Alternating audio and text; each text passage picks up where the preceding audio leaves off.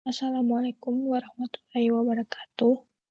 Saya Reni Rohana dengan NIM H051181312 akan mempresentasikan seminar statistika 1 saya yang berjudul Estimasi Nilai Conditional Value at Risk pada harga penutupan saham harian PT Indosat Tbk dan PT Smartfren Telkom Tbk dengan Kopula Joy.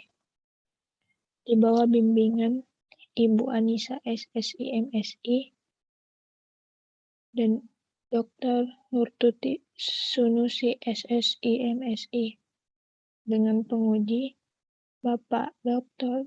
Nirwan MSI dan Ibu Sri Astuti Tamrin SSI MStat PhD.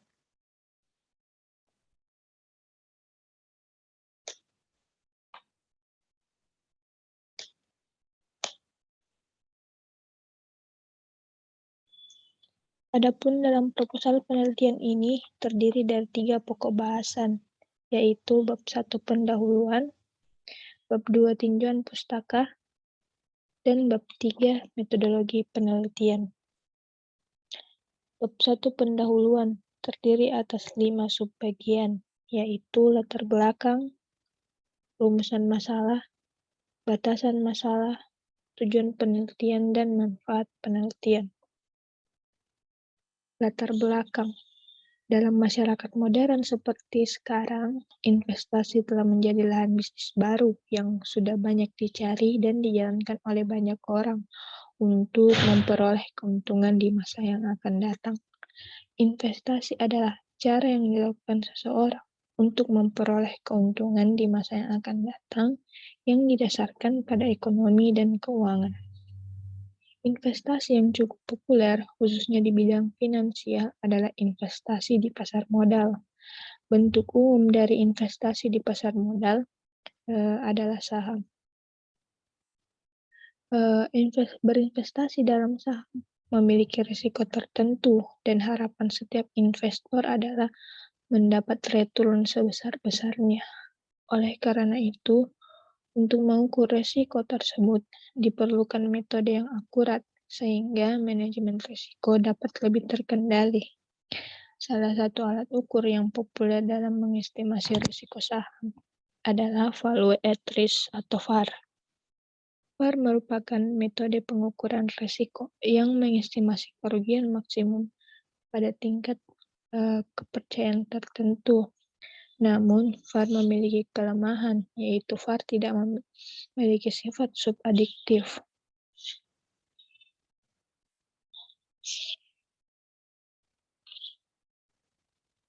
Untuk mengatasi kelemahan tersebut, maka diperlukan Conditional Value at Risk atau CVAR yang mempertimbangkan nilai kerugian melebihi VAR.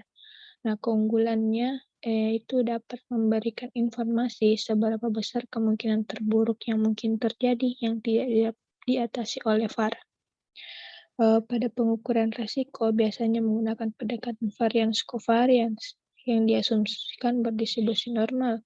Namun, sebagian besar data saham tidak berdistribusi secara normal, sehingga perhitungan risiko menjadi kurang tepat.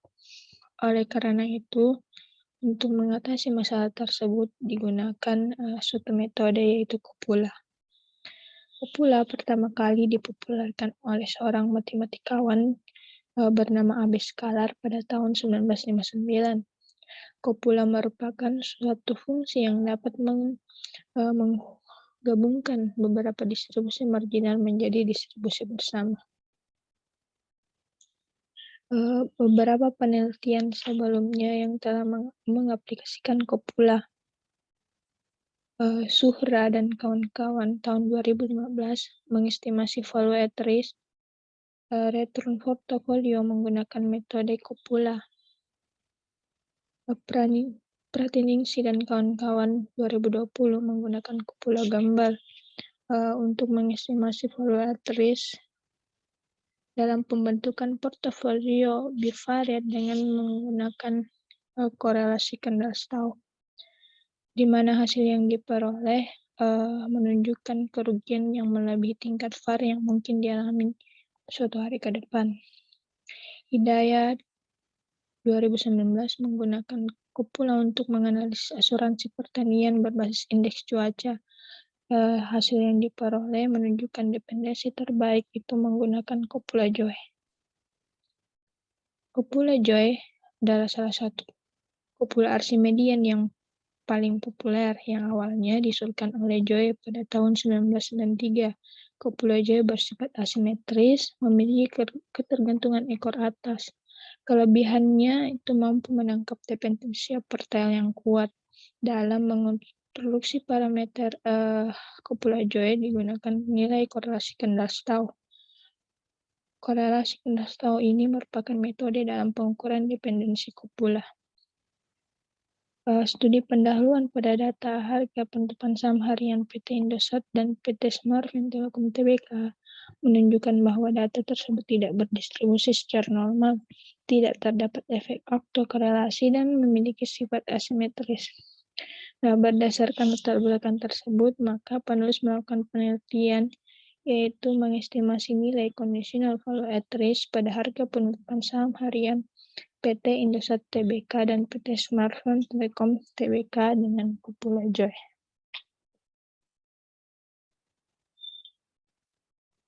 Rumusan masalah. Adapun rumusan masalah dalam penelitian ini terdiri dari dua.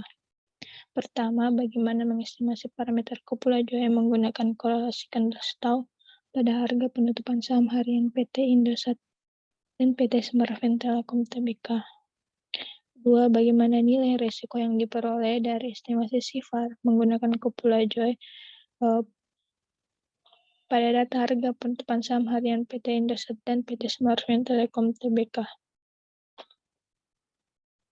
Batasan masalah.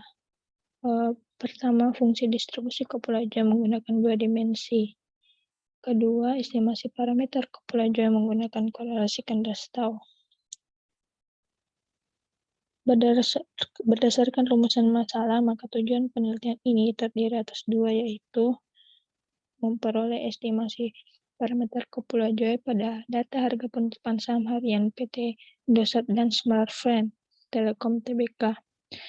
Kedua, mendapat nilai resiko yang diperoleh dari estimasi SIFAR menggunakan Kupula Joy pada data harga penutupan saham harian PT Indosat Tbk dan PT Smartfren Telekom Tbk.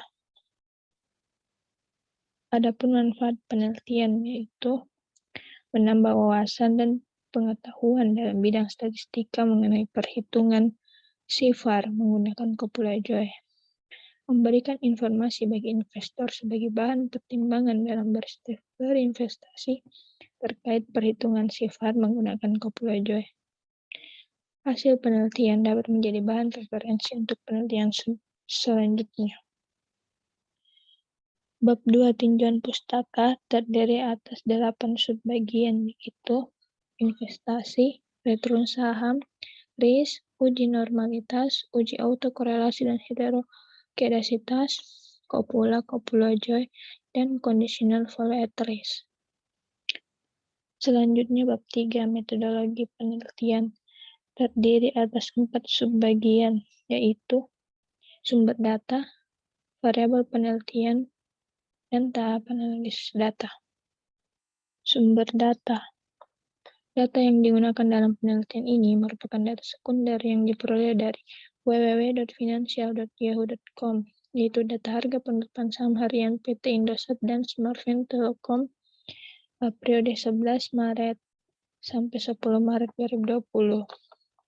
Variabel penelitian yang digunakan dalam penelitian ini adalah harga penutupan saham PT Indosat dan PT Smartfren Telekom Tbk. Selanjutnya tahapan analisis data.